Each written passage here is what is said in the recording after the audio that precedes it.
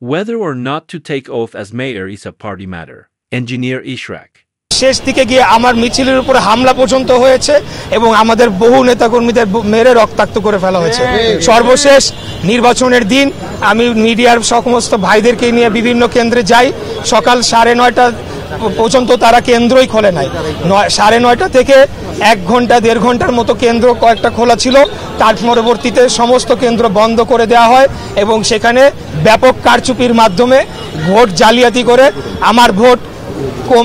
আমার যে ভোট হয়েছিল, আমি যে সংখ্যক ভোট পেয়েছিলাম সেটির থেকে বেশি ভোট দেখানোর জন্য দিনব্যাপী তারা কারচুপি করে। তো সেই বিষয়ে আমরা তখনই মামলা করেছিলাম সমস্ত নথিপত্র প্রমাণাদি দিয়ে, যেটি ইতিমধ্যে আমাদের আইনজীবী যারা রয়েছেন তারা আপনাদের কাছে ক্লিয়ার করেছেন। তো আমি যেটা বলতে চাই যে সবচেয়ে মূল বিষয় হচ্ছে যে আজকে ন্যায় বিচারের আমি পেয়েছি এবং বাংলাদেশে ন্যায় বিচার ফিরে আসুক, জনগণ যে একজন সাধারণ নাগরিক যাতে তার ন্যায় বিচারটি পায়, সেটির ধারাটা যে শুরু হয়েছে খুনি স্বৈরাচারী ফ্যাসিবাদী হাসিনা সরকারের পতনের পর, সেটির ধারাটা অব্যাহত থাকুক এবং পরবর্তীতে বাংলাদেশে আমরা সর্বস্তরে ন্যায় বিচার প্রতিষ্ঠা করতে পারি। এটি হচ্ছে আমাদের মূল উদ্দেশ্য, মূল লক্ষ্য। ধন্যবাদ। বলতে চাই ওই সময়ে 16 বছরে যত ইলেকশন হয়েছে সবগুলোতে তো কারচুপি হয়েছে, তার মানে Reacting to the verdict, Ishraq Hossain said, "We have received justice. This is the main victory. Whether I can become mayor or take the oath is a completely party matter." He also said, "Let justice return to Bangladesh. The trend of justice that the common people get after the fall of the fascist Hasina government is starting or has started. Let this trend continue. Our main objective is to establish justice at all levels in Bangladesh."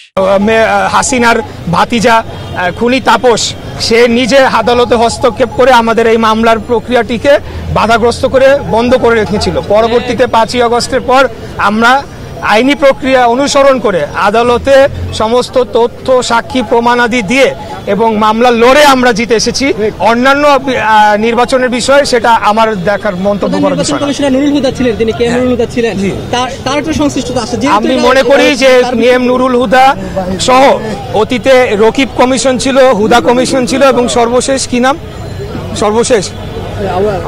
আউয়াল commission, এই কমিশনে যারা সাংবিধানিক পোস্টে ছিল, আমি মনে করি যে বাংলাদেশের যে এই অগণতান্ত্রিক ধারায় বাংলাদেশকে ধ্বংস করার যে চক্রান্ত হয়েছিল, সেটা ফ্যাসিবাদী শাসন যে কায়েম হয়েছিল, সেখানে সাংবিধানিক পদে যারা ছিল তারা অবশ্যই তাদের দায়িত্ব এড়াতে পারে না, কারণ সাংবিধানিকভাবেই তাদেরকে সেই ক্ষমতা বলি দেওয়া হয়েছিল। তারা সম্পূর্ণ ইন্ডিপেন্ডেন্টলি, তারা কোনো কিছুর কোনো চাপে না পড়ে এবং কোনো কিছুর বশবর্তী না হয়ে তারা কাজ করবেন, কিন্তু সেটিতে তারা ব্যর্থ হয়েছে।